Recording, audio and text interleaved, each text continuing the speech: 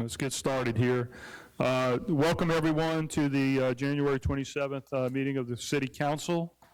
Appreciate y'all braving that cool weather and getting out here. I need a motion to suspend the rules. I'll make that motion. Thank you, Mr. Tisdale. Need a second? I'll second. Thank you. Any discussion? All in favor? Those opposed? How many opposed? Two. Two opposed. The clerk would read the revisions. To the policy agenda, we're adding item 4F, resolution amending the municipal budget to recognize funds received from the Mississippi Department of Revenue. And from the consent agenda, we're removing 5K, resolution approving special event sponsorship with Gulf Coast Carnival Association. Thank you. Need a motion to accept the agenda as amended. Motion to accept the agenda as amended. Do I have a motion? I'll make a motion. Do I have a second to accept the agenda as amended?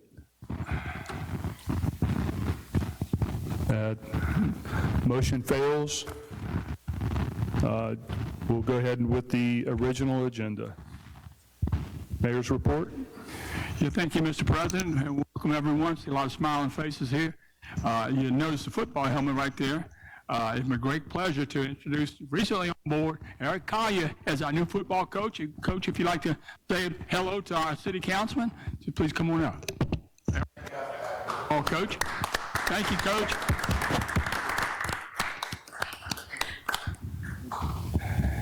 I don't know how much time I have because I can talk for a long time, but I won't do that. Thank you guys for having me. I appreciate you guys bringing me in. I really appreciate the Biloxi School District. I want to take 1 second, and I'd be remiss if I didn't cover just how well a school you guys have.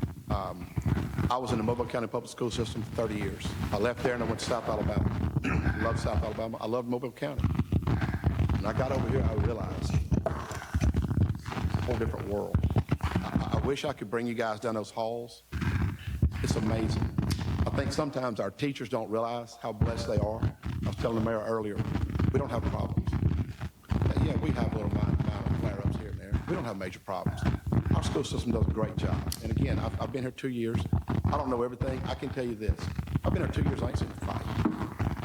That don't happen in Mobile County. You guys do a great job. Our school system does a great job.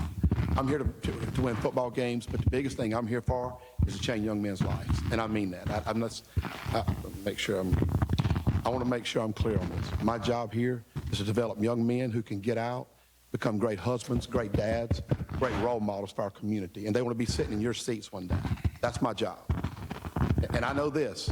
I've done this long enough where if I'll hold them accountable to those criterias, we'll win football games. The winning football games comes when you hold people accountable to what they're supposed to be doing. And that's showing up on class, working your butt off, and putting the sweat equity in. Guys, I'm from Biloxi. I understand Biloxi. I understand Biloxi people. I worked on a Biloxi lugger, old Louanna, my brother on that boat. I grew up shrimping. I grew up oystering, crabbing. I get this community. I do. And I know this, we can win football games. It's going to take a little while because we're going to grind on them and we're going to make them better young men. But the big thing is this, I want to see the big picture that when we send young men out, they're going to be good husbands, good daddies. And I mean that. That's my goal, is when a kid leaves our program, he represents you and our school system the way they're supposed to. Okay? So again, thank you guys for having me, and I appreciate your time. Thank you, Coach, so much, and we appreciate your enthusiasm, and we know we have a great school because we got a great city, and it's just a natural thing to move it forward like you're aiming to do. So thank you, Coach. Thank you, Coach, for everything. Good luck. All right, as I said, we've got a pretty good agenda today, but I think high on my agenda as last week was to look at maybe ask for questions of this first quarter report. I guess at this time, unless you would do it at another time, but I'm ready. I think everyone has a copy of what we talked about. Diana, you want might want to come up here in case they have any questions. But basically, what Rick and Diana and put together was a comparison of where we are by category, by department, in the different, to look at, we went through a belt tightening in this FY26 budget, and I think it has shown itself in the numbers, at least through the first quarter. First quarters are always a challenge in that a big part of our ad valorem taxes are not collected till, to January and February. But, if you could look at the bottom line or, the differences between revenues and expenses for the first quarter of 26 compared to the first quarter of 25, we're about $1 million or so to the right side. So I think we're making progress. But again, the second quarter is when we get the bulk of our ad valorem taxes, and of course, gaming and some of these other license fees come in at that time too. I don't know if you've had a time to absorb this since we gave it to you on the 20th, but are there any questions at this point? Again, I have a few, Mayor. I know we're $1 million to the good. Can you kind of contrast that with our revenues? Are they up and down for the first quarter? And then kind of condense the expenses. Are they up or down? Yes. And just to see where that $1 million comes to. Yes, our revenues are up $404,000 quarter over quarter. The majority of that does come from gaming and sales tax, as well as device fees. In the prior year, in the current year, I'm sorry, we had our payment received in January, where last year it was in December. So there are some timing issues with various pieces. Payroll is favorable, about $400,000.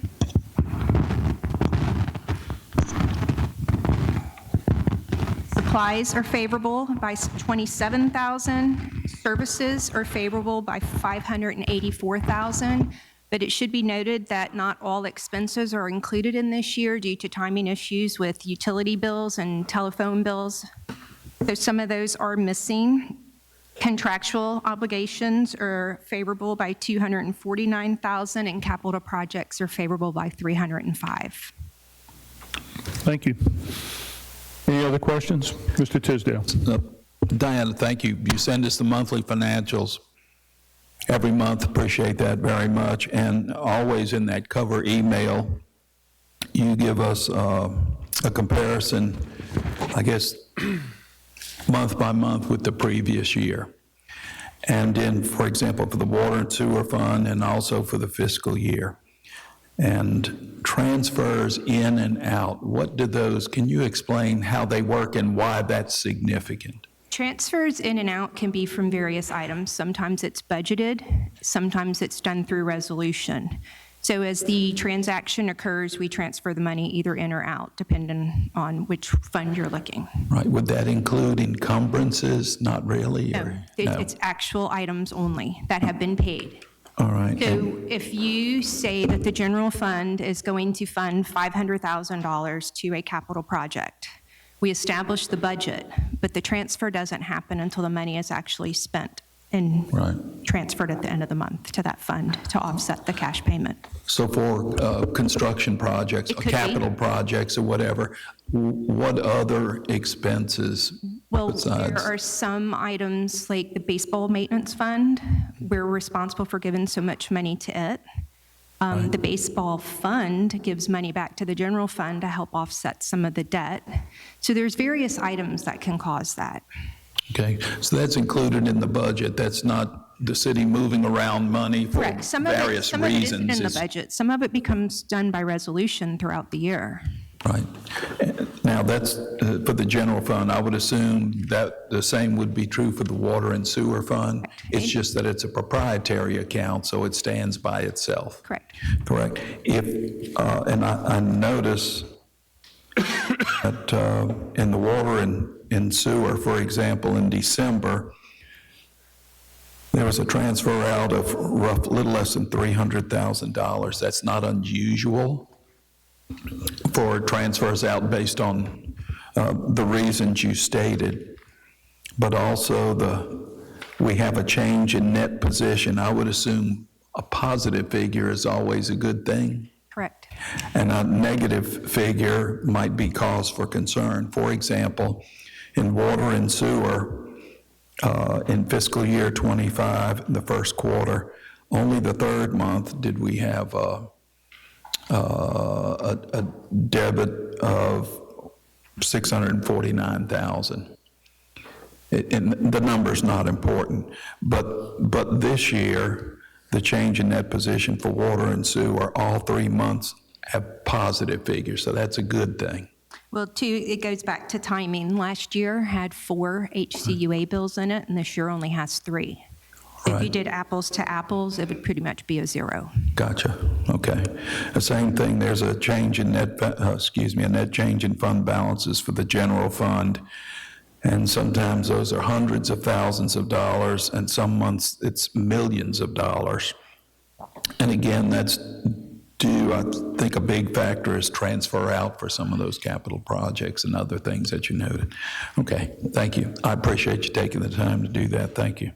The only other request I would make, and I appreciate the printout that you got us, would be maybe, because we pretty much know what our expenses are, but maybe a detailed breakdown of the revenues would be helpful. For example, not just ad valorem tax, that's not a good, intergovernmental, we budgeted $44 million. First quarter, we've received $10.3 million, but maybe break it down a little further in detail. If you, So every single account you want to see? I don't know what I'm asking exactly because I'm not an accountant and I don't know the terminology. I mean, I can provide you as much detail as you want, but if there's too much, I'm afraid that the message will be lost. Mr. Tisdale, if it would be suiting, maybe what we can do is have a meeting between you and Ms. Thornton, and let's discuss exactly what you're looking for, and let her be able to show it, and then we can go from there. I could tell you what I'm looking for exactly, I think. For example, in the general property taxes, you have ad valorem taxes, 40-10, you've got personal property taxes, 40-30, prior year taxes, 44, yada, yada. So if we could get it broken down, I'm happy to give you this, if we could get it broken down and to this level, that would give us a better idea of where we stand or where we might be behind schedule rather than an aggregate number. Every month that is distributed with the reports, it has all the detail by line, and it has for that month and then year to date. Right, and that's where I get this information. So you want it to be a So running. I'm doing it, it's just that if we're going to do another quarterly report, rather than have it in this form, for me, I'm just interested in details on revenue, again, because that's our biggest concern. My biggest concern, anyway, is revenue, in addition to the expenditures, which we have a good idea of what they are, basically. So anyway, that's it. Or if you like, since I'm doing this anyway, what I don't know is how closely this matches yours. Matched perfectly. Because you have a, It matched. I don't think I'm that good, but it's just, I pull it from the docket, and you pull yours from Munis? Yeah, but your Is it, so I'm sure I may be missing something. But anyway, that would be helpful anyway, I think. But thank you. welcome. That's all. Thank you. Thank you, Mr. Tisdale. Any other questions for Ms. Diana? Anyone? No one? Thank you. Thank you, Diane. Oh, and Diana, you do a wonderful job. I try and tell you that all the time, because whoever's dealing with money gets the brunt of a lot of anger sometimes, but you do a wonderful job. Thank you. Mayor? All right, I think, Rick, I think that concludes my report. Is that right? Okay, that concludes my report. Thank you, Mayor. Council reports, Mr. Shoemaker. I'm going to go in reverse today. Just a couple of things.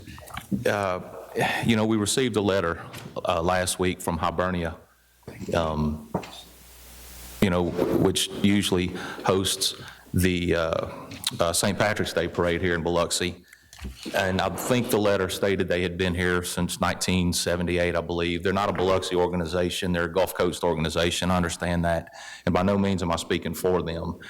I've just, you know, I've gone to that parade since I was a kid. And I know we have other events that day, and I think another event may be down at Town Green put on by Main Street Biloxi. And Hibernia has pulled out this year for the first time, and they've gone to Ocean Springs. And I know some may be happy about that, maybe with some overtime issues, but I feel that we've lost this, and it's unfortunate. You know, I don't know how much money that brings to the city, but I do hate that we've lost this. It's one more thing that the city of Biloxi has lost, just an event that's been around, like I said, since I was a kid. 1978, I believe, is what the letter said.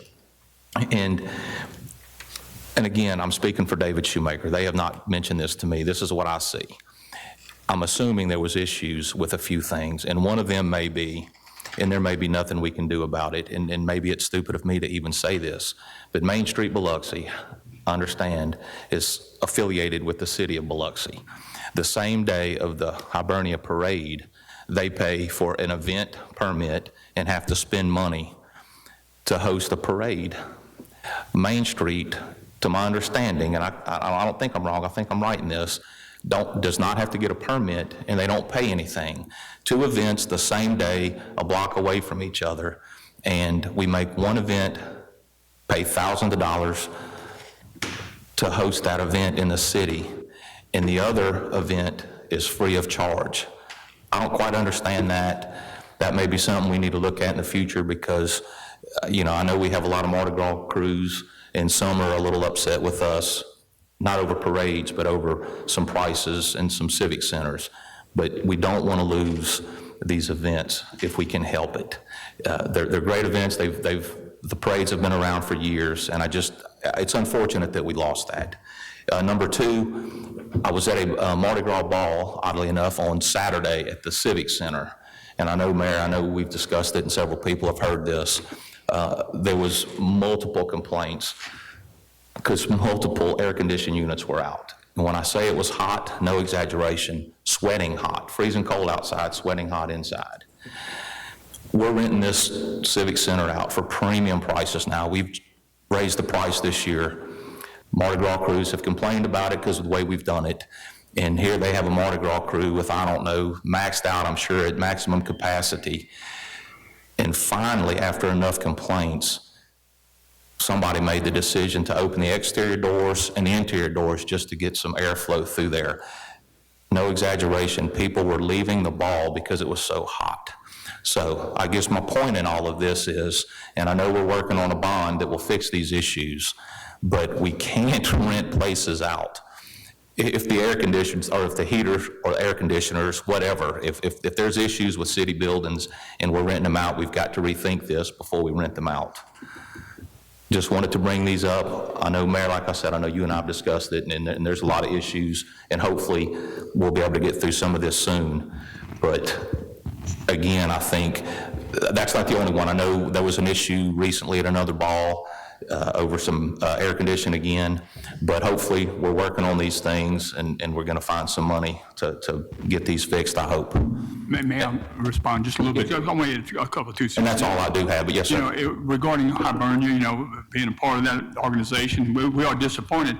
But you mentioned something about the, you know, the financial part of the deal, but we actually supplied, you know, about $5,000 a year to them to offset some of the in-kind services that may had to be from we had to charge situation. So that's unfortunate. But again, there are a number of chillers, you know, at Snyder, at its visitor center, of course, Greenwich Center, which is probably, again, we've got a plan on that. But it's critical. These buildings are old now, and things are breaking, and we do everything we can to anticipate and get people, contractors to rebuild chillers and rebuild those things. It's one of those things. But we of course, you know, we pride ourselves in more special events and more things than anybody around. And whether it's routes or, you know, the nuts and bolts of what they decided to do. But I was not contacted, and I don't think you were contacted either about this possibility. You were surprised just to have that letter just like I did. So thank you. That's all I had to say. Thank you. Mr. Tisdale? Yes. Yes, Rick, if you'd make a note, please. think, non-departmental expenditures. We have an ND 414, which is the Economic Development Fund. And then we have an ND 413, which is the Economic Development Program. I just need a little more detail on what that is and what it's used for, those two things. Diana, she left a moment ago. She could probably tell me off the top of her head, but really that's it. Coach, wish you much luck. Al Davis's line, just win, baby. Right? Okay, good luck. Best of luck to you. If I can help you with anything, please let me know. Thank you, sir. Concludes my comments. Thank you. Thank you, Mr. Tisdale. Mr. Creel. Yes, sir, just a couple things. I, too, am on board with the Hibernia deal. You know, it's a shame that, you know, we lost it to Ocean Springs. Hopefully, we can resurrect that in future years.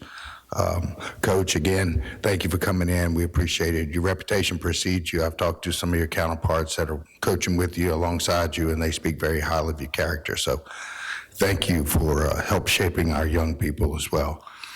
Jamie Lee, thank you for teaming up, speaking of the high school, with the Biloxi High on the prototype of the trash receptacles, and talk to Marcus Boudreau. He's all excited about getting that into their curriculum to help build those, and look forward to seeing him down at the Causeway and on the bridge as well. Christina Johnson's not here, but I wanted to give her a pat on the back as well of the beautification project she's doing down at the Causeway as well. I know I get phone calls from Mule Grates all the time saying how great a job she and Jamie do with the beautification down there. So appreciate your efforts. Thanks very much. Thank you, Mr. Creel. Mr. Nail. I just wanted to appreciate everybody coming out to the board meeting last night. Hopefully everybody's questions got answered. And we still can't forget about the Broadwater property. I think we might have to go a little bit farther and get it cleaned up ourselves. Do a resolution on it and try to write them up somehow or another. I don't think they're going to help us out. I think we have to do it ourselves. But other than that, I had somebody sent me a letter after the meeting saying that past Atkinson Road needs to be restriped, and there was some underbrush at the boat launch that needs to be addressed at Hiller Park. I'll get with Jamie on that. But and I didn't want to forget about, there's a lot of people at home watching us on TV right now. I just want to welcome them to the show too. A lot of people watch us. I get a lot of phone calls, so that's my report. Thank you, Mr. Nail. Mr. Marshall.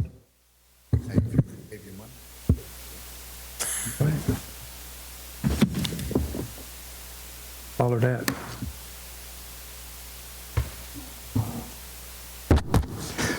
I want to comment on the workshop we had today. First and foremost, a lot of times people think that me and the mayor don't agree on a lot of things. Today we found common ground on something. And we get started one step, we got there, we made it. It was just a miraculous moment, and I'm still not over it. And hopefully it'll last past this meeting. The meeting was about bonding, financing a bond. And we all had our opinions, we all got things to do. And I want to say that I was very proud of this council. We spoke up about what is needed in each of our respective wards, infrastructure-wise, project-wise, and we did not get to where we need to be, but it's a first step. And we're going to continue to work on that. I was happy with the meeting.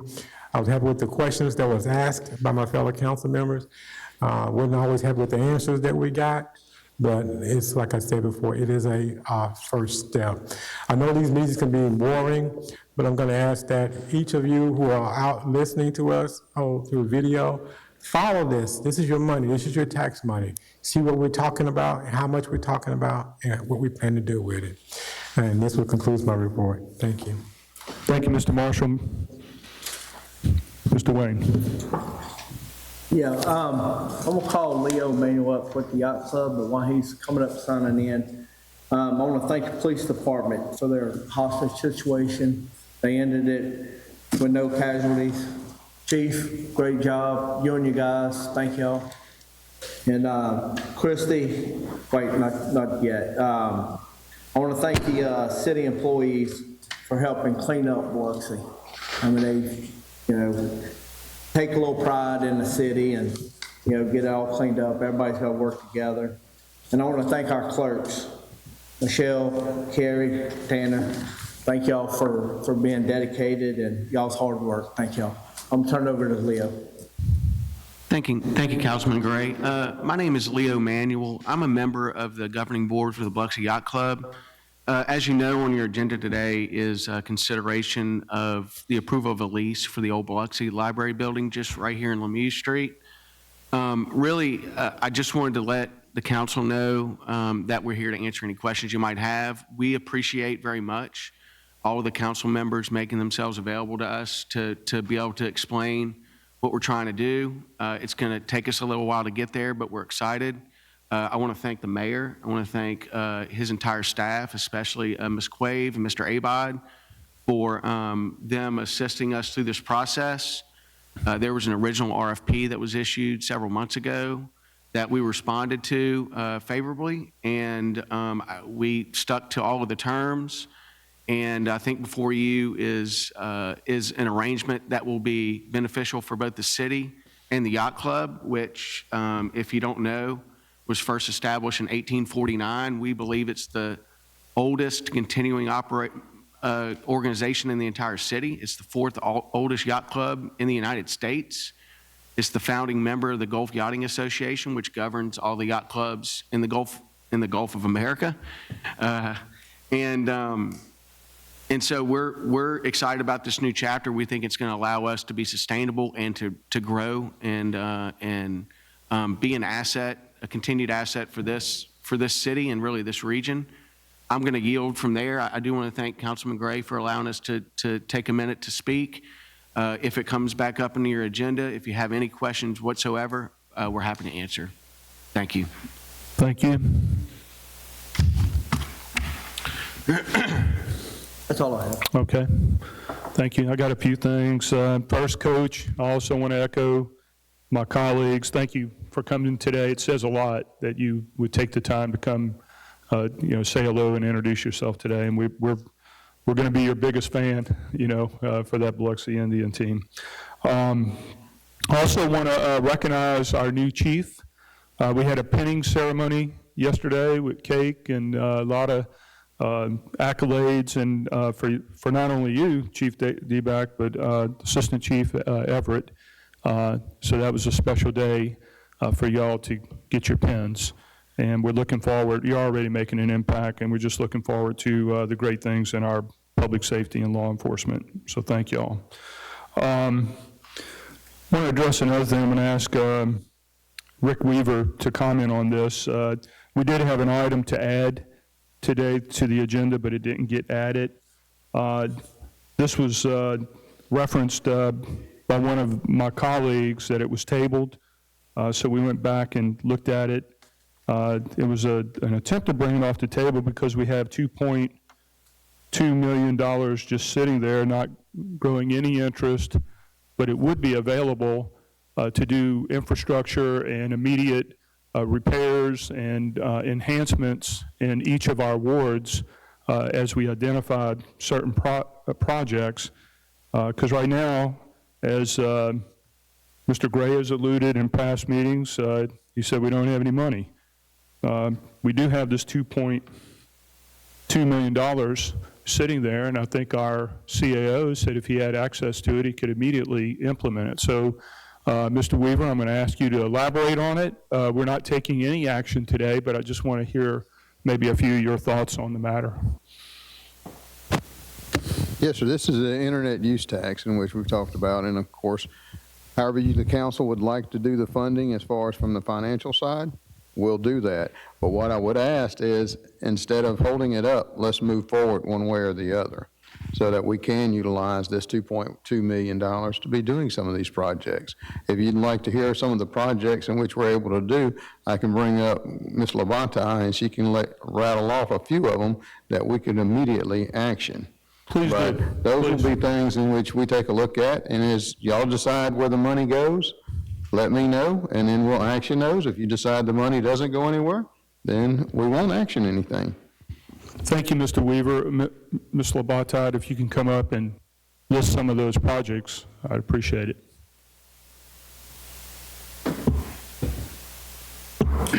Now, I haven't been sending out the repair replace spreadsheet that I used to send out to y'all because it's not been changing much. But we have a whole list of projects that we could address, even some that are on our bond list spreadsheet. Some of those smaller projects we could address with this internet use tax money, Mississippi infrastructure modernization money. But there's things like Brister Place drainage, drainage on Howard Avenue, Father Ryan sinkhole, Courtney Lane drainage, Cove Drive French drains. These are just different things that are on this list, little minor things that come from y'all or from the residents that we hear. There's some sidewalk stuff. I know we've got a lot of requests for sidewalks. Striping on Atkinson, that's a pretty expensive, that whole road, that could be used. This money could be used to do that. We could probably do some of the, probably not all of Rodenburg, but we could address some of the stuff that happened, the repairs on Rodenburg. We might be able to get a point repairs on Pine Grove. Won't be enough to do everything, but at least we could get maybe a section of that completed. There's Green Hill Circle ditch, Larkin Drive drainage. There's a sidewalk on Old Bay Road. That's enough, Christie. Yeah, and let me say too, let me jump first Go ahead, of all. Mayor. I got another comment under my Without report. getting too much into details, these, some people call them rails, but these are strings that come along with the use of this money regarding specific infrastructure. We're hopeful that maybe there's some loosening of that would make it even a little bit more flexible in order to implement that. That's, before the legislature, the next, 30, 60 days, that may be happening. So it's sort of a dynamic thing on how you can use the money. And Mr. Evans, I'm good with however y'all would like to do the funding. What I would ask is, if we want to change the way in which the funding is done, let's do that for the future, not do it for the past and hold up progress. No, That's the one thing that I would ask. I totally understand that's a reasonable ask. I got another question. So this does not require creating 7 different accounts. We'd have access tomorrow or today, right, of this money, because it's just sitting in a non-interest-bearing account somewhere, just sitting there, Correct. right? This would put us in the budget so that that it could be spent, could be Correct. utilized for these. And it is budgeted. So this isn't a new project. We already had budgeted this. Yeah, it would go into. To have access to. Correct. It would go into, I mean, I don't know where, normally we put it into 1073 or 1025 Sure. project. It's either citywide repairs or municipal repairs, depending on how we use it. And unlike, I know we had a bond workshop earlier, the bond's going to take 90 days or longer, depending on how long it takes us to decide when and if to implement that process that it goes through. This, tomorrow, our awards can be better than they are today. Can I comment on that? Mr. Creel. So, just to be clear, yeah, no, you're exactly right, and the mayor is as well, with all the guardrails and the strings attached and how you spend this money. However, let's be clear. If we pulled this off the table today, it's going to, the reason why it was tabled, it was because it was going to a specific project, which is Pops Ferry Extension. That's why it was tabled. It wasn't tabled so that it could be used for everyday repairs, like you're mentioning. It was tabled because we had concerns about it being used strictly for Pops Ferry Extension. That's what was tabled. Mr. Rick, if you would like, come up with resolutions and start using this money. I know we don't operate off our strict Robert rules, but if we were on strictly Robert's rules and you table something and it's not brought up by the end of the meeting, it's dead. So essentially, the resolution's dead even though it's on the table. So if you want to start using that money, come up with the resolutions with the specific programs that you addressed. We'd be more than happy to address them. Let me comment on that. First of all, it's not dead. It can be brought back on the table, which was the attempt. If it got back on the table, we could have had this similar discussion that I'm having under my council report, And if it was brought on the table and we wanted to utilize it other than for the Pops Ferry extension, we can offer an amendment today. We could have done that. And tomorrow, we could have begun the process of making our city better. So we do have that in our toolbox to be able to use. It doesn't necessarily need a new resolution. We could simply amend this resolution had it been brought to the table. Now, if we didn't like the conversation today and we had issues with it, we could retable it, and then we could pivot and eventually go in another direction. But I do respect the comments from my colleague. Just was trying to see if we could expedite and be able to utilize this money that we need across all our wards. Yeah, Mr. Tisdale would like to comment. Just an observation for those where it's not apparent. This is who's controlling the money. That's what this is about. Let me give you an example. And I appreciate the effort and everything, but let me give you some examples, and I think you might be able to confirm some of these. What's your name? Ms. Lavata. But let's take the Edgewater Historic Oak Tree. Mr. Lee got that lit. Efforts were made to light it 4 or 5 years ago. It was lit for about a week. It went out. For the next 4 years, I'd mentioned it periodically. Never got fixed. I don't recall what the fix cost this time. $2,500, maybe a little more, $2,000 or $3,000. It's not a big ticket item. Concrete panels in some of these on some of the streets and neighborhoods. I know I've been sending pictures to you for 3 or 4 years in River Place and the Enclave, and that's 3 or 4 years. So I don't know what it costs to replace a single panel. Becomes cost effective if you're replacing a number of panels, and the county will help work with that. We have the Churchill Avenue ditch. That's eroding on both sides of the ditch, affecting property owners, homeowners on the west side and the shoulder of the road on the east side. We've talked about that. Pine Grove Avenue. I know I've been sending pictures for probably since the last fix, the last work that was done there was maybe 8 years ago, I'm guessing, Christy. The older I get, the faster these years fly by. But It's been a while. I'm thinking, yeah, it's been a while, and there's some issue there that's preventing resurfacing the roads in that neighborhood from recent construction. So I'll just leave it at that. That concludes my comments. I just wanted to lay that out there. Yes, ma'am. I want to just offer that in the past, in 2025, with this money, we were able to complete $1.5 million worth of work in your wards, and that was 47 individual projects. So yes, you may be submitting these things, but it's not that we haven't replaced any concrete panels. We replaced some in Holly Bluff. We replaced 2 different sections in Holly Bluff. Right now, there are 75 small projects listed on this repair replace contract. So there's no way we can get to everything that comes to us, unfortunately.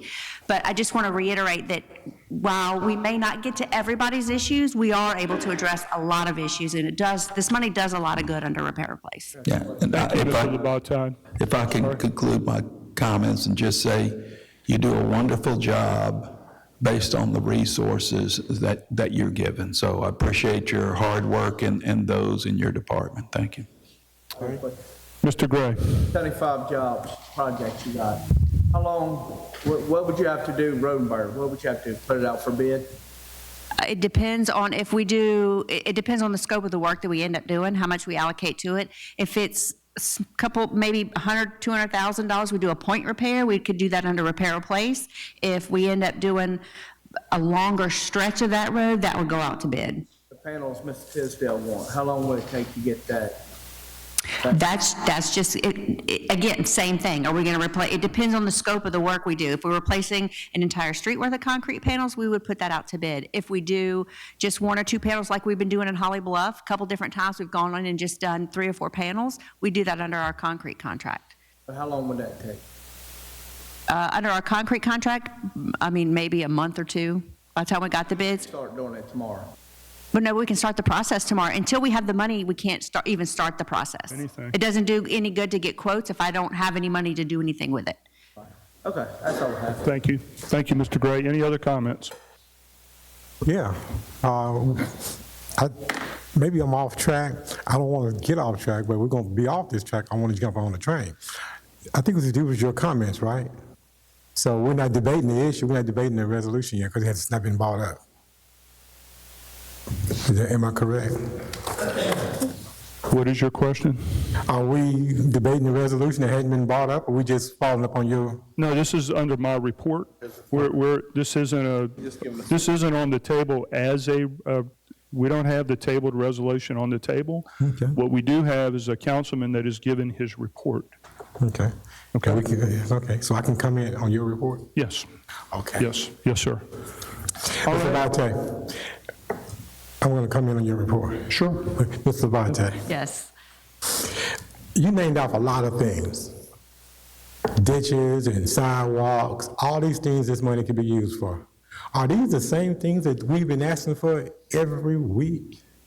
Some of them are. Some of them are things. Every week for years. I've just been up here for 7 months. Yeah. But I've been hearing these people ask this for years, over and over and over and over. And all of a sudden now, we can do it, and we're holding it up. We can't do it all. Okay? But Just 1.5. But I just heard Mr. Right. Weaver say it could be being used right now. But even if it had to pass, that resolution that the city put, that the administration put forward, am I to understand that none of those things you named off is included in that resolution? I don't know what resolution you're talking Well, about. the resolution was very clear. Let me read it to you. It was just basically to take the money and put it to the Potts Ferry Bridge, and specifically to pay off a lawsuit. Just to be specific about it. Does that include any of those things you just listed off?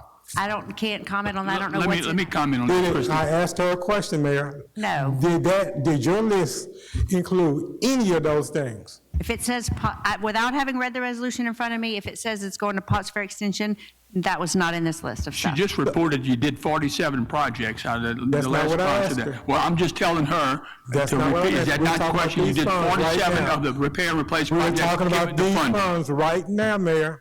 Okay. The resolution that's on, that was just not approved, that he was talking about, did not include anything that you said that we could be doing with this money, which means that if this had passed, then those things would never have happened, which puts this council back in the same position we was in the beginning, telling our constituents that, like you told my constituents face to face, we don't have the money to pay for potholes.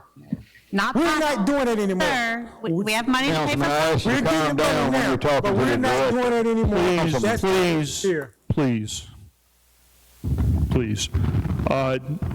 This resolution that we're simply discussing under my report that died for lack of a second, simply we would have made an amendment to say we're not using it for the Pops Ferry extension, and we are going to allow it to be used for these many uses that Director Labatad said. It could have been done, and tomorrow each of our wards in Biloxi could have been better. We still got some work to do. All of us are going to work together, not against each other. Excuse me, please, I'm under my report. We're not working against each other. We're simply trying to articulate what's in our toolbox. If there's not a collective desire for this council to make these suggestions or recommendations, then we'll go in a different direction. And we'll try to get there by running around the end instead of running off tackle. So I'm just bringing that up under my report so that everyone understands. We could have started tomorrow making Biloxi better. We're going to have to work together until we find that sweet spot to make it happen. That's all. It's nothing more, nothing less. And I look forward to working with each of my colleagues to make that happen. If there's no other comments, I'd like to conclude my report. Thank you. We'll move on to the citizens' comments. We have a total time of 45 minutes. Each citizen has 3 minutes to speak on any topic that they would like. This is not a question and answer. It's simply a topic or a discussion you would like for the council and the mayor to hear. When you're called upon, raise your hand, you'll be recognized. Come up to the front, state your name and address, and write it legibly so we can record it. So I'll begin on my left, your right. Raise your hand if you want to be recognized to speak. Yes.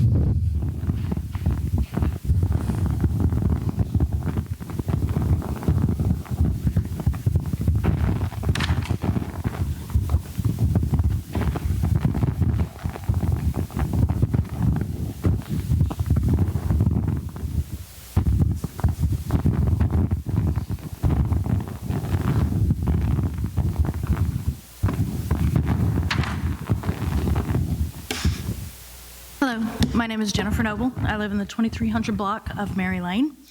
And this is in reference to the conditional use permit that was tabled last time for the 2793 Fernwood Road. First, I want to thank you for your time and care that you've put into reviewing this permit. I truly appreciate the thoughtful questions and attention that you've given this issue. I want to briefly clarify why many of us are concerned. The applicant has said that their residents will be finishing treatment at homes of grace, not individuals coming out of confinement. That means that the proposal does not match the city's current definition of a halfway house. What they've described fits the services listed under Social Services Agency, which is not allowed in this zoning district. I also want to reiterate what Councilman Creel noted in that the conditional use permit stays with the property permanently. Even if this operator leaves, the approval remains, and that creates long-term risks for the neighborhood. If the city chooses to update the ordinance in the future, that is a great step forward, but any new wording should apply going forward and not to this current application. All we're asking is that the ordinance be applied as it stands today. And I thank you again for your time and your commitment to a fair process. Thank you. Anyone else on my left? Raise your hand to be recognized. Anyone on my left? Your right. All right, my right, your left. Raise your hand to be recognized if you'd like to speak. Mr. Ladner in the back, you got your hand up? Okay, no? Anybody in the back? All right, that was easy. Citizen comment is now closed. We'll move on to the policy agenda. Ordinance to approve a comprehensive zoning map amendment within a section of East Biloxi to foster development since Hurricane Katrina. Okay, this is second reading, correct? Yeah, it was Gray and Creel. All right. Mr. Gray. Yes, this is for some rezoning down from First Street to Howard Avenue, from Myrtle all the way to Oak, and down Howard Avenue on the north side all the way to Clayton. This is something that's been mostly vacant lots since Katrina, but this is something that we definitely need to help bring back the economy and to bring back some of the homes down on East Biloxi. And I'm asking my colleagues to support this. All right. This is something that hopefully the community business, we can get some small business to come down there, some Airbnb, some short-term rentals can come down there and get them out of the neighborhoods. So I ask y'all for y'all's support on this today. That's all I have. Thank you, Mr. Gray. Mr. Creel?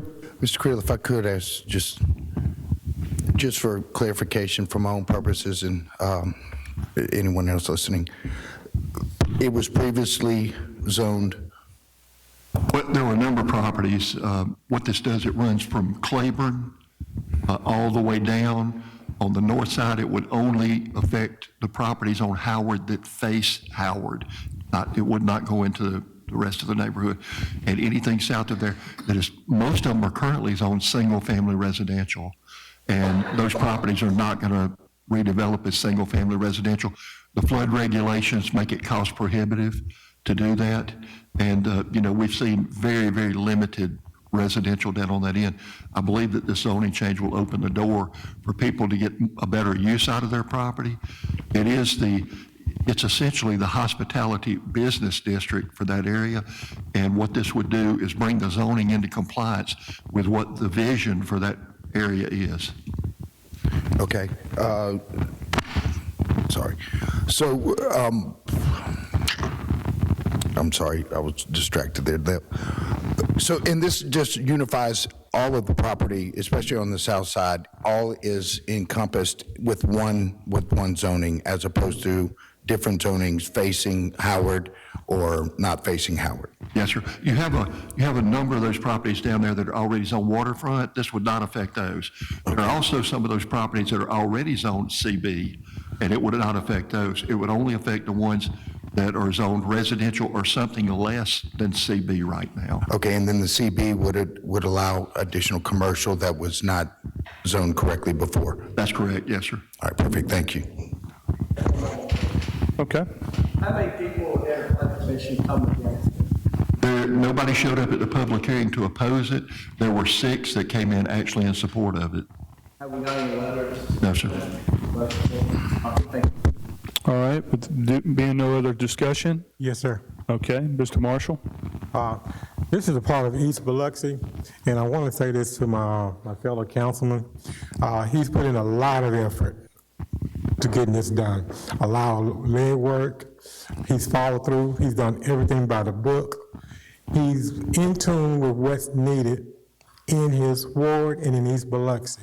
And this is the type of initiative that the citizens are asking us for. They want us to look and see what needs to be done and go about doing it. They did not send us up here to keep doing the same thing. That would be the definition of insanity. So I want to just comment that, commend my fellow councilman. I'm proud of you, good job. And I look forward to you coming on to help me with Ward 2. And together with East Biloxi, we're going to get it. We're going to get it right. I promise you that. Thank you. Thank you. Mr. Tisdale? Yes, Jerry, just a few things. The zone change doesn't affect the property owner's taxes, correct? It does not. Property taxes are based on the use of the property. So even if the property is rezoned to CB, but it's being used as a single-family house, it would be taxed as a single-family house. Right, and CB, commercial business zones, permit by right short-term rentals, correct? Yes, sir.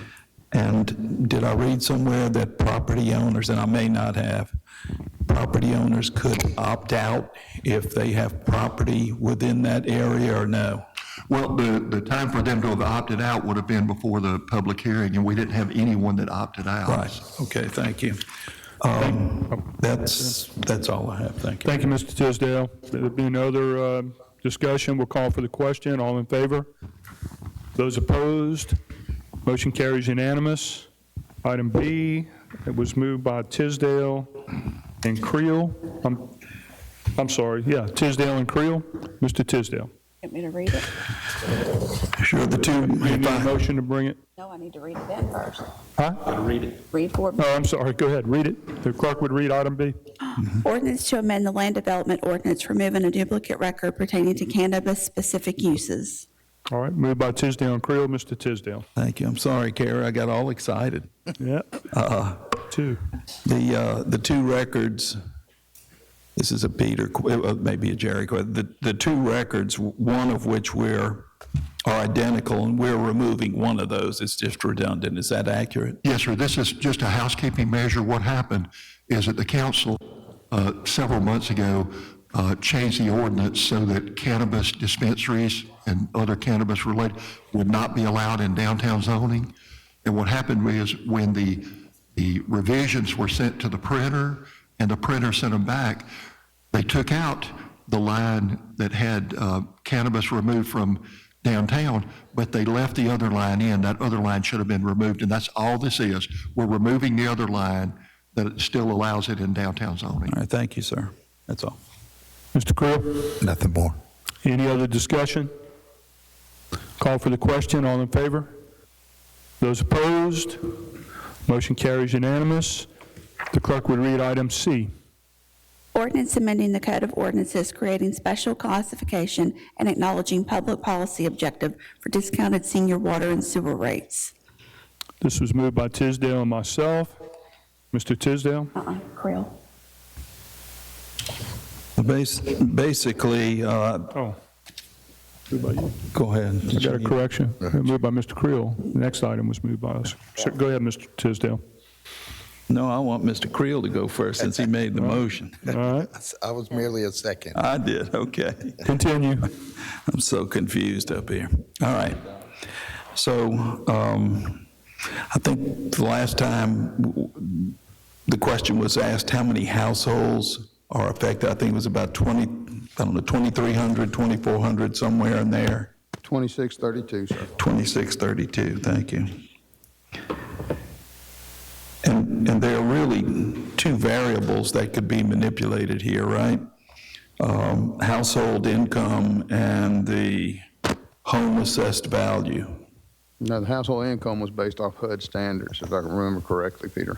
Okay, does it have to be anchored, and what was that, did you say it was tied to, Mr. Weaver? The HUD standards? The current HUD standards, okay. HUD requirements for low income. All right, it doesn't have to be anchored to HUD standards, that's just a good anchor, so to speak, because it's available, it's generally recognized. Well, in the event this was challenged, we want to have a valid basis for doing this. We want to tie it to a hard number. The other cities we looked at, they tie it to this same sort of formula.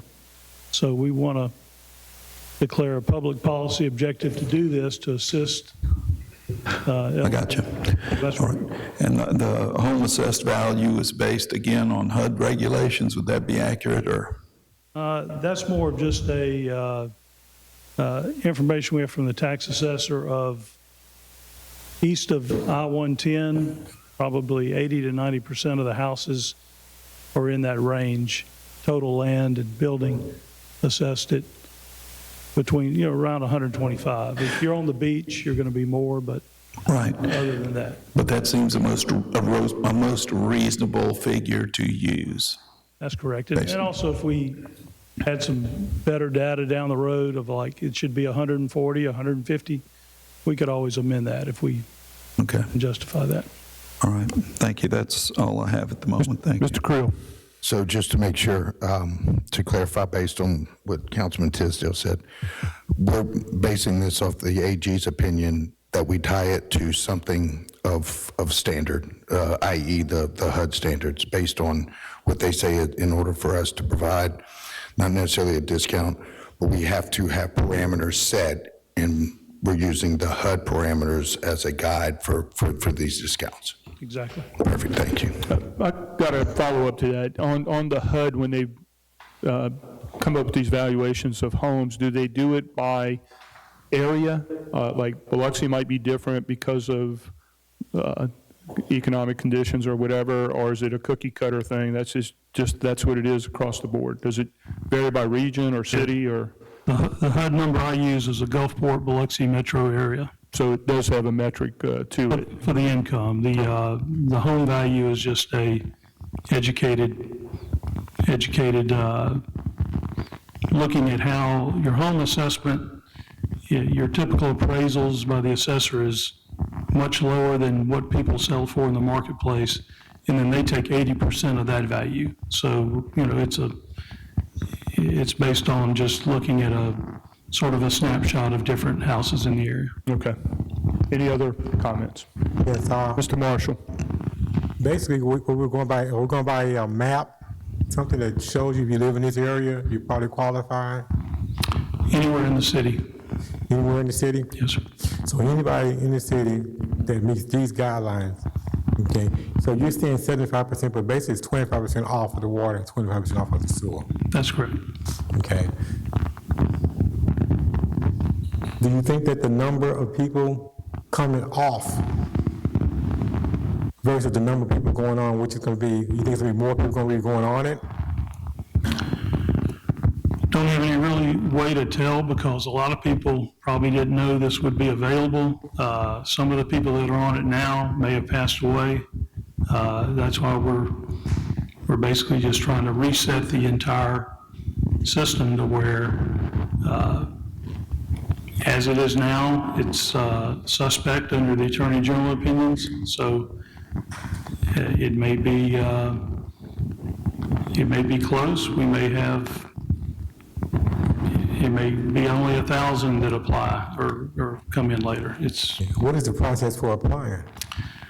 They would go to the water department. They would provide their tax bill, and we're working on the application, if this passes, of not taking their income not filing their income, but just to show one of their income level. There's different ways to prove Saying that. a tax bill, what if it's a elderly, 80 years old, and she's on a fixed income? Can they just show you what she has a fixed income?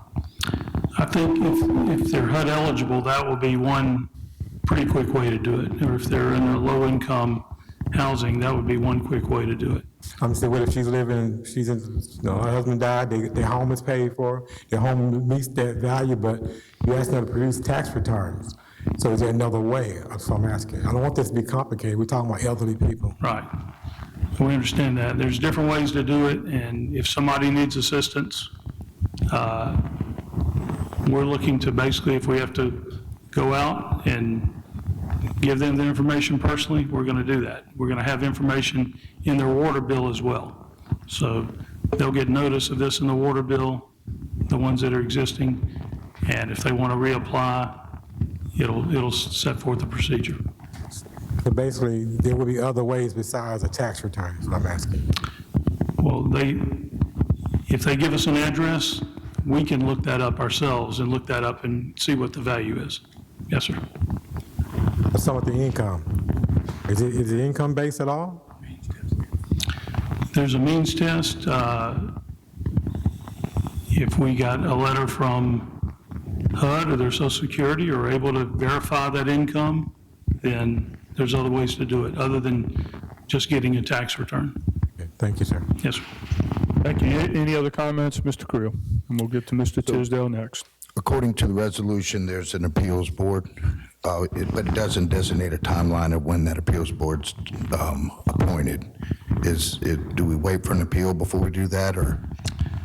Since that has always been on the books, this appeals board, we would go ahead, upon passage of this resolution, we would go ahead and set up the appeals board and have that in place at the same time or before people start trying to apply. And then the director of administration would be the CEO, would be Rick, correct? Him or his appointee. Gotcha, thank you. Mr. Tisdale. Yeah, this would be a great opportunity for B News to help get the word out and specify how, who to contact, what questions you have, and so forth. Just a thought. Thank you. All right. There being no other commentary on this, I'll call for the question. All in favor? Those opposed? Motion carries. What? Marshall? Yes. Yes. Wayne? Yes. 7-0. 7-0. 7-0. Thank you. Item D. Resolution granting conditional use to authorize a halfway house located at 2793 Fernwood Road. All right, this was moved by Tisdale and Glavin. Mr. Tisdale. Yes, excuse me. We had tabled this and to ask the attorney to look at language that we might look at for a text amendment. And Peter, if you would, just comment on that at this time. Sure. I did look at other areas, and in this I focused on the words custodial confinement, which was in our definition for halfway house. And it has different meanings within different parameters, but the word generally, to me, did reflect that it's somebody who's under some sort of law enforcement supervision. Now, we talked with discipleship and Open Doors, and they acknowledge that some of these people might be going through drug court, and that would fit that definition, but they really did not want to require everybody in there to be in a drug court situation. They like to have a mix. I think they have 4 people in there plus one person that's the supervisor of the group. So we're talking 4 individuals. In talking with them and looking at some other cities where they have something similar incorporated into this called a sober living residence. And that is really what this is more focused on, is a sober living residence. So I talked with them about adding an additional definition to this part of the code to allow for, of course I've lost it by now, but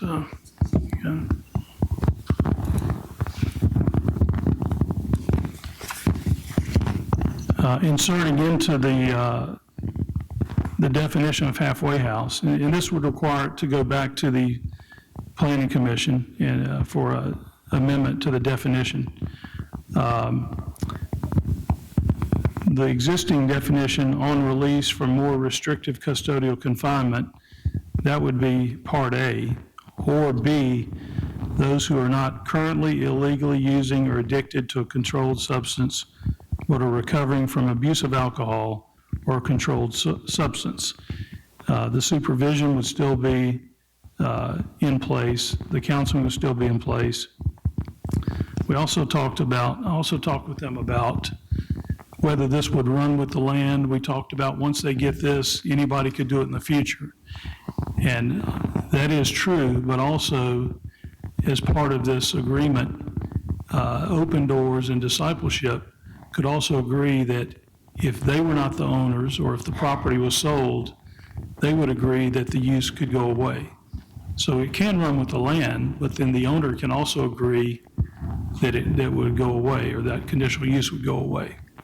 So, and they were both agreeable to doing that. So my recommendation would be we just table this subject to call, let it go back to the Planning Commission and to Jerry, and let us incorporate those definitions, and then bring it back before the council at that time. Paul? I'm waiting to see if there's any further discussion. If there isn't, I'm prepared to make a motion. Okay, I don't have a lot to add. I think tabling it, remanding the suggestion back to the Planning Commission, and then it would come back to us in a new form. The resolution that sits on the table would be there forever, unless we brought it back up at some time. So I think that was good thinking on it. Any other discussion?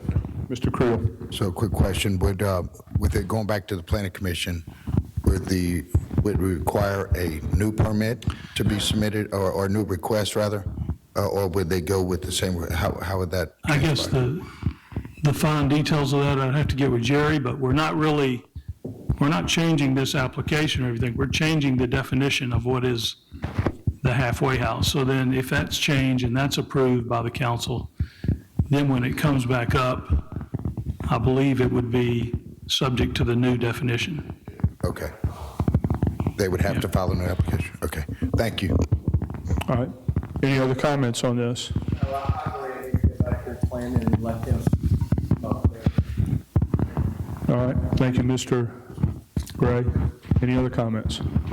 All right. No other discussion. Call for the question. All in favor of tabling?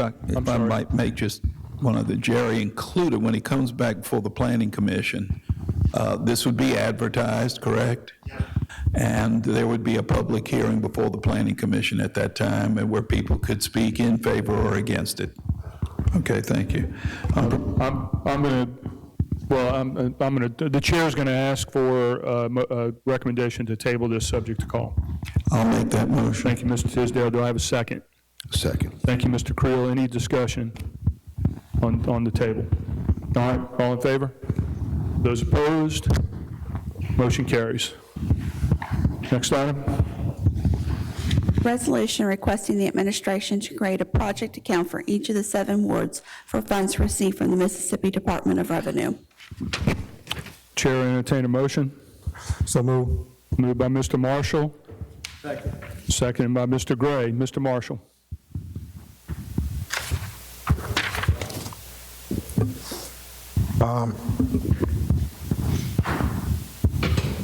This resolution just basically gives the administration permission to go ahead and establish the accounts. I've given an example to all of the council members of the draft of what the accounts will look like, the wording of it. We're not trying to not do any projects. Actually, it seems like it was being presented like we're trying to hold up progress. We're actually trying to speed up progress. We're actually, when it comes around to our citizens and our people in our wards, we hear the complaints first. We hear them in our ears, we hear them on our phones, we hear them through our mail, they send us the letters directly. When we go to the grocery stores, they stop us. When we stop anywhere in the city, no matter where we are, they're stopping us, telling us. Then we have to come here and ask permission, please go out and do this, go out and do that. What we're trying to do now is bring it to fruition where we as the council members can have more direct input. We're not trying to tell the city administration what to do, but we are going to make sure that it is done equally and fairly. That's all we're doing. Ms. Labate.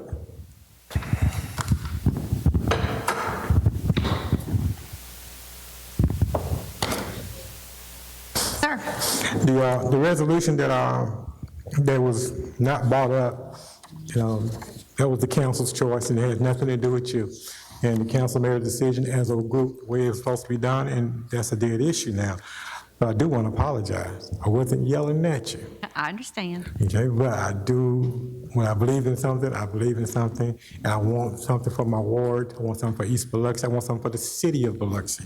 I don't want my fellow council members to come in here begging, and then you telling them, you got to jump through some hoops to get what they need done. So I want to sincerely say that I was not, and I do realize I cut you off, because I'm going to go back on that little conversation. You did tell one of my constituents we didn't have money to pave a pothole. However, since then, now your turn. Yes, that's right. And so we can do pothole repairs, but we're still looking for funding to do whole road paving. So if there's specific potholes that you want us to address, I know there's lots of potholes everywhere, just let me know and we can address the specific ones. We try to get to everything. Unfortunately, there's a lot out there that needs to be done, but if you let me know what potholes you need, we can run that through B-Connect and we can put those on the list. Okay, all right. Now, you list out some things that the monies could be used for, and you were saying sidewalks, ditches, road repair, basic infrastructure. So if someone has an area in their city, in their part, their ward, where the drainage isn't right, it can be used to fix that. Yes, sir. Somebody's street that's always flooding and the money's, in that particular councilman's account, not account, but in his project area, he can fix that. He can address that to that constituent and go through the administration, and then you can give him the price and create the project and the funds be still used. So we're not actually cutting back on the projects being done. What we're doing is changing the process to how they're being presented, okay? So besides the sidewalks, the road repair, what about when we got a bridge? Yes. Okay, that could be, if it's something to be done quickly, and the funds are there, and they say any of the council member want that done, they can present that, and okay. All right, so I want to make sure, okay, as it was presented, which was not brought up, the council as a whole unanimously chose not to send that money in that direction. This is an alternative that my fellow councilman said, we are making an amendment or an alternative. This is not to you, but this is a statement in general. So we can make an amendment or suggest an alternative. This is exactly what we're doing. This is the alternative. It may not make you happy, but this is the alternative. And that's what we're going to try to vote on today.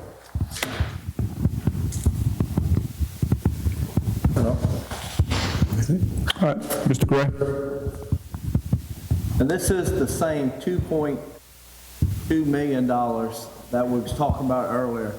Turn loose and start work going today. If this gets approved, we can start this work today. This is the same thing that we can use for roads that need to be paved in our wards. This gives more of the council a little more room to get things done that our constituents want done. This is the whole reason of trying to do this. This is where we have more control over projects and how fast we can get them done. In the same sense, if Jamie needs something for one of our parks that he don't have the money to, he can come to us or ask us, hey, I don't have the money to fix this playground, can we use some of that money to get it done? So that's all I have. Thank you. Any other comments? Yes, I will.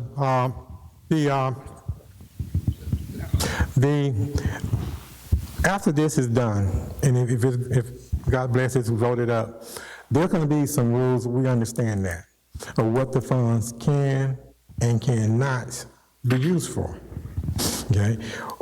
I'm going to call for, if it's voted up, I'd like to call for a work session immediately, as soon as possible, where we will at that time work in a workshop to go over all the rules of what and where and how the funds can be used. Also, besides the exact uses when we say exact uses, we're talking about, like I say, the bridges, the street repairs, sidewalks, the whole list. So each councilman would know what the rules are, what their guidelines, and what they cannot do. Okay. Next thing I would like to see what on the workshop, I'd like to also discuss the time frames of the use of the funds. I know sometimes funds have a limit, a time frame. You have to use it up by a certain time. Those things we need to discuss once we vote it up. Okay, you want to talk about the pooling of funds. If a project is requiring, a road requiring in Ward 7, and he has a project requires more than he has available, then what are the rules for us to pool the funds together? Each of the wards come say, hey, we're going to help him get that done. He needs it done right away. Also for emergency funds. Someone gets a blowout somewhere in the street, there's a big puddle of water, the funds need to be done. This goes to the council also to say, hey, we're going to pool this money together, pooling of the money. We're going to go through all those rules during the workshop if this is voted up. There's a list of things I do have to be added for the workshop, but I don't want to put the cart before the horse. Let's see which way this goes. And I know that I'm not the only one that has questions about how this can be used. If it's voted up, then yeah, we need to, on that workshop, I want to have it immediately and go over everything so we're all educated, we can make the right decisions. I yield. Okay. Mr. Shoemaker? Right now, I think this is just to open the accounts. The money's not actually being placed in the accounts. It's just to open the accounts. I want money just as much as everybody else up here does. We need the money.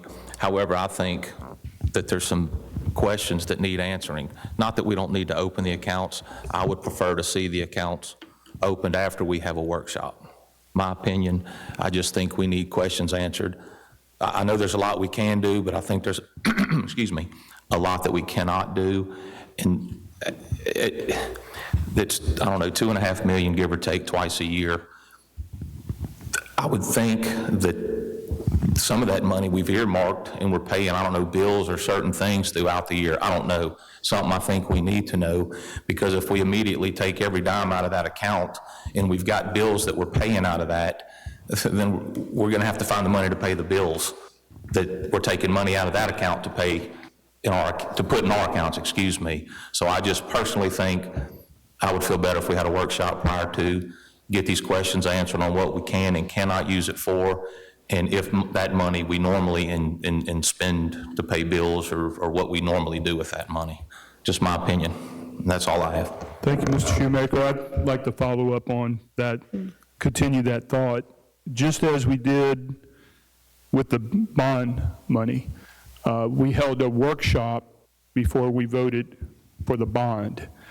I think it's prudent, and I think even legal, when they looked at some of the prior drafts, said it would be prudent to hold a workshop because there's still a lot of open-end thoughts that we haven't conveyed yet. I think we need to bring to the table the administration, the mayor, our CAO, Rachel, our directors, to see how we're doing. It may not just be 7 accounts. We may have to include an additional account because maybe we put 30% of the internet sales money equally in the 7 accounts, and then 70% goes in a master account so we can pull from that. and not be playing tug of war when somebody says, no, I can't give you that.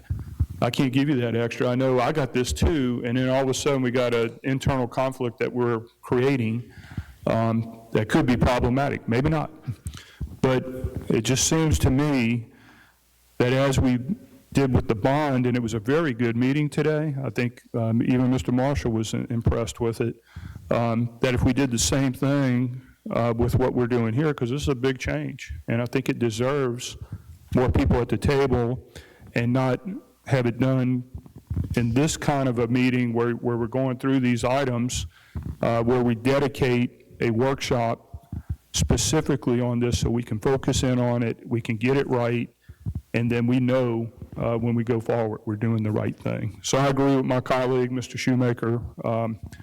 After we end discussion, I'd like to make that motion that we schedule a workshop, and then after that workshop, let's see if we have to amend or change a resolution so we can get it right and go forward. Any other discussion? Mr. Creel. Right, just to follow up, I'm for creating the accounts, however, committing money is far beyond the scope at this time.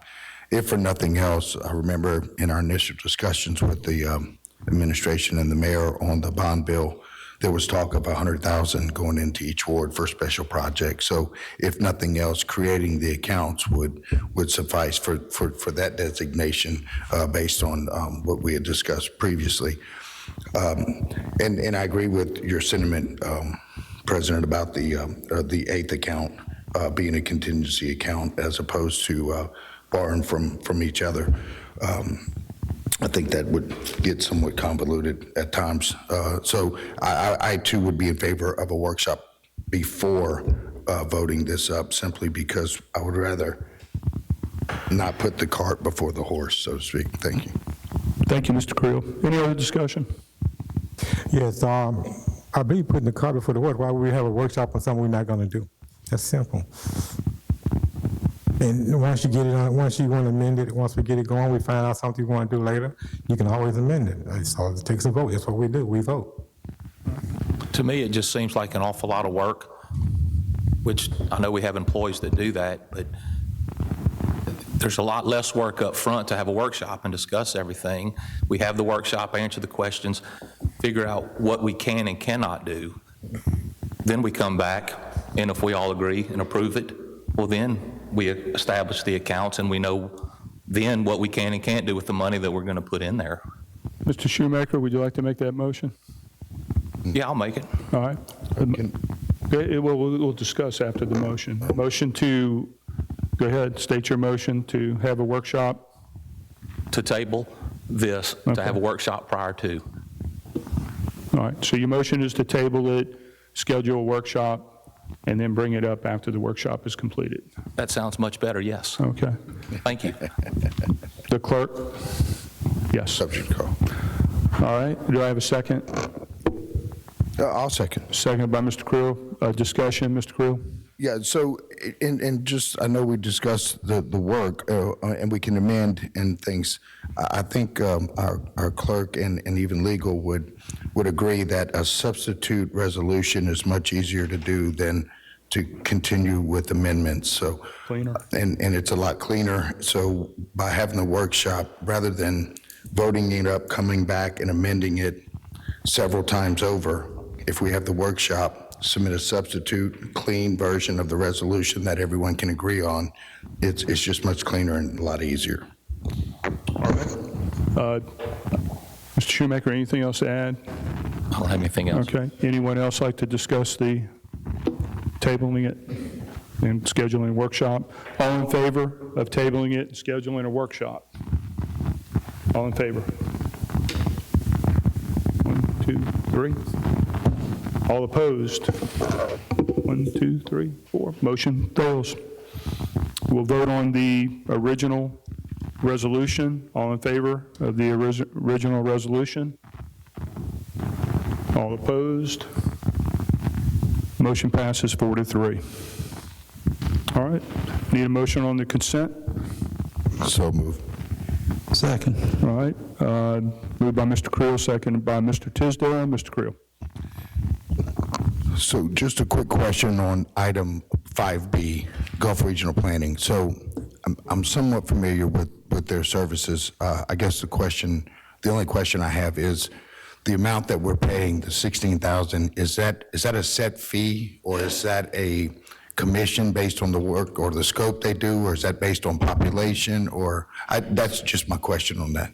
How do we come about the $16,000? It's a set fee, so, okay, here we go, Ms. Quaife. Historically, we've done a contribution of $20,000. This represents the cut, from the non-departmental budget is where that number comes from. I'm sorry, say that again? Historically, they have requested, and we have done a $20,000. This represents that cut. Oh, okay. Gotcha, perfect. All right, I got you. Yes, ma'am, thank you. I got you there. All right, so item G, just for my own clarification, what we're doing here is adding an event at the Gruage Center that was left off with their first submission on the resolution that we approved earlier. So this is just adding the Shrimp Queen pageant that was left off of their initial schedule. Okay. Yeah, and, okay, yeah, that's all I got. Thank you. The chair would like to make a motion to table item K, subject to call. Seconded by Mr. Creel. I have no additional discussion. Any additional discussion on item K? All in favor? Those opposed? Motion carries unanimous. All right. Continue on, Mr. Tisdale. I actually have nothing to say about the consent agenda. Thank you. Very good. Anyone else have any items on the consent that they would like to discuss? I would. All right, Mr. Gray. On item N. After talking with the yacht club, I think the things that they're wanting to do, I would be in favor of the yacht club. I think it would be a good addition to downtown. Might even become a member, who knows? That's all I have. Thank you. Thank you, Mr. Gray. No other discussion. We'll vote on the consent, and then I'll take any exceptions. All in favor of the consent? All opposed? Any exceptions, Mr. Gray? None. Mr. Marshall? None. Mr. Nail? None. Mr. Creel? None. Mr. Tisdale? None. Mr. Shoemaker? Exceptions. Have none. You have none, and I have none. All right, we'll open up code enforcement hearings. Mr. Creel? Before we do that, sir, can I follow up on the promise? Follow up with what? I'll follow up on the request. I'd like to set up for a workshop. We're going to do that now. You're going to wait.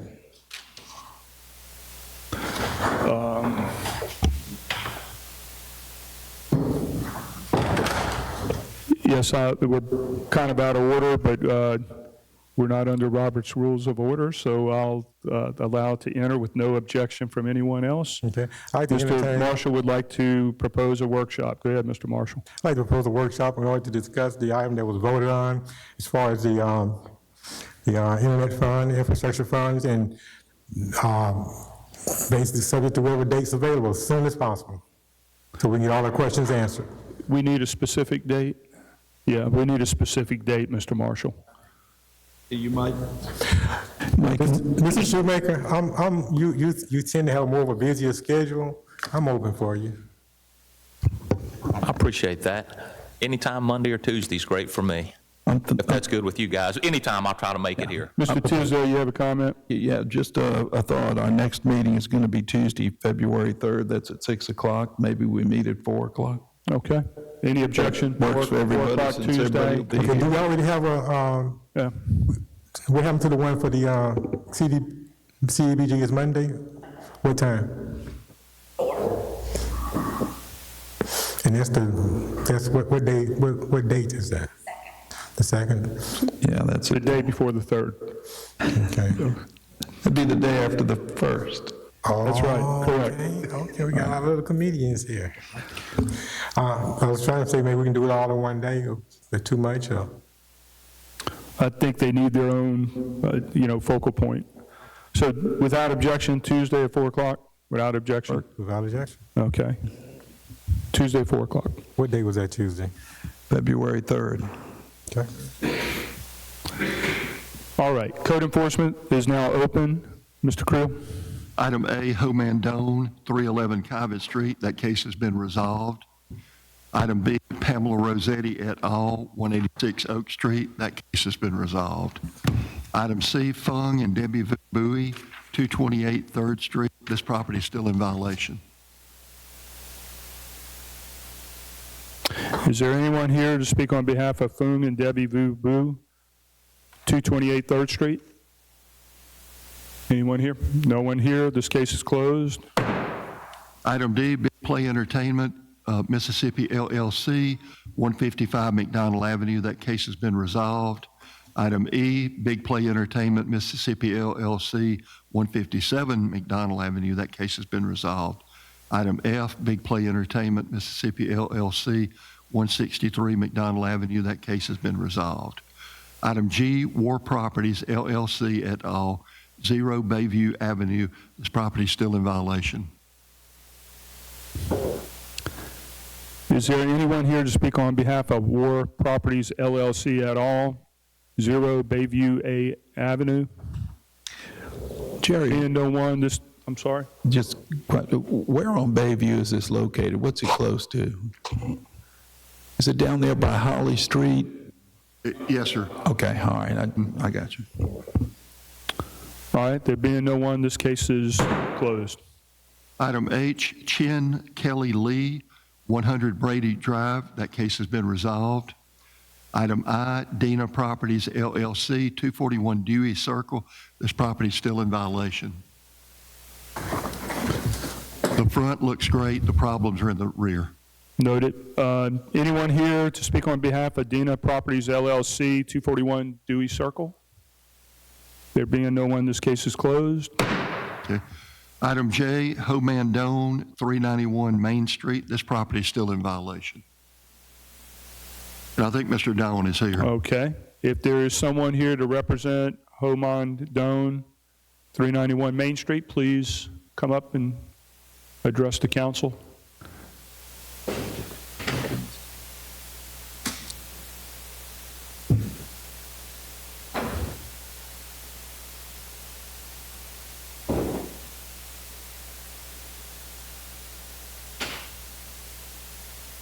CODEB. Yep.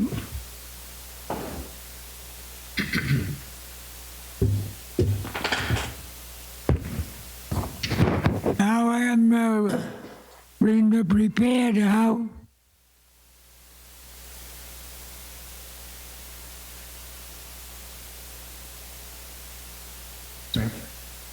Yes. Can you fix what's the condition of this property? Can you fix it? Yeah, I am to fix this house. How much time? How much more time? How many more days? I think about 2 months. 2 months. 2 months? Pleasure of the council. Anybody have any recommendations? Jerry, can you tell us what the issue is, just, please? It's difficult to see the pictures that are up there. It's mainly just junk. Oh, that's all, so it's nothing structural, it's just cleaning it up? That's right. So do we need 2 months to clean it up? I mean, I'll do 30 days, if that's a recommendation. All right. There's a recommendation of 30 days. We can always issue an extension if some significant work has been done, but I need a second on Mr. Creel's motion for 30 days. I'll second it. Second by Mr. Tisdale. Any discussion? All in favor? Those opposed? 30 days. 30 days. 30 days in the hole.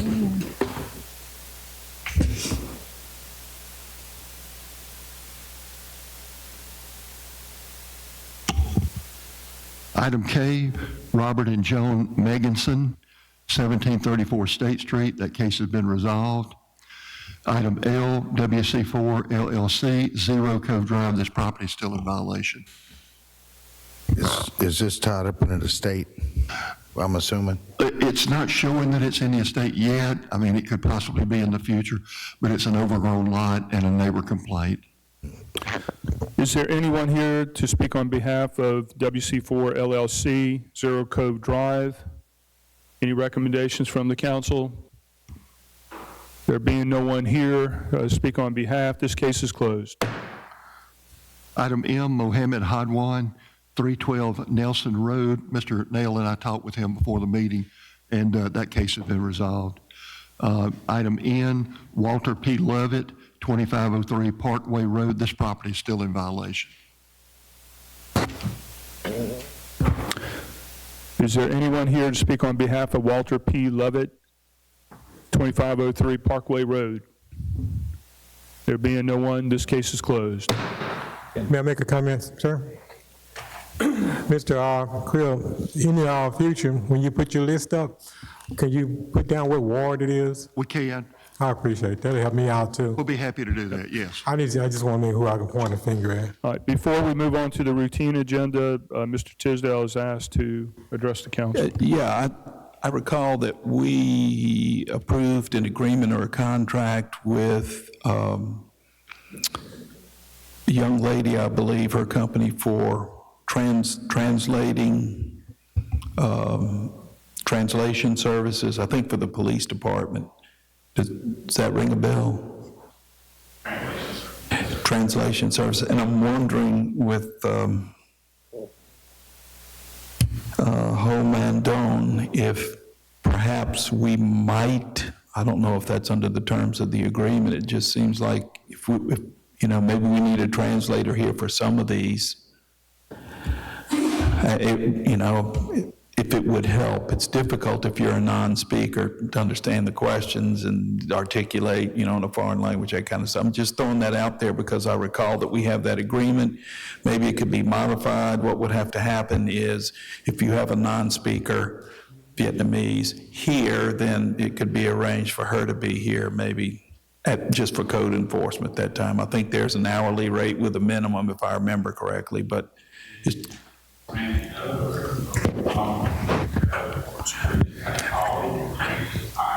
okay, I'm just tossing that out for consideration because I don't speak Polish. If it was code enforcement in Poland, I'd be up the creek.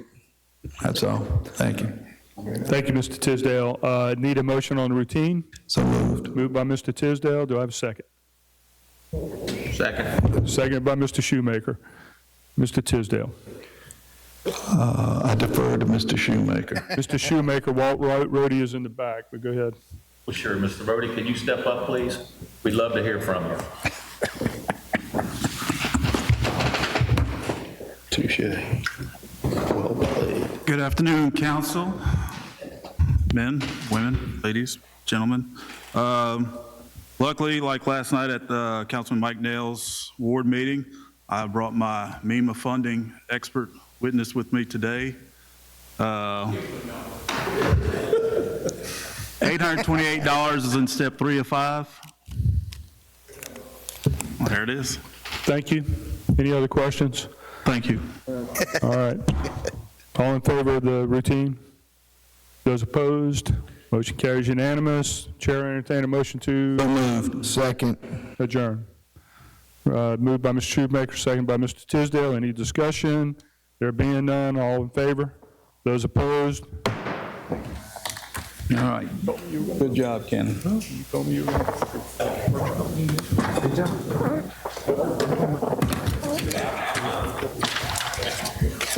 That's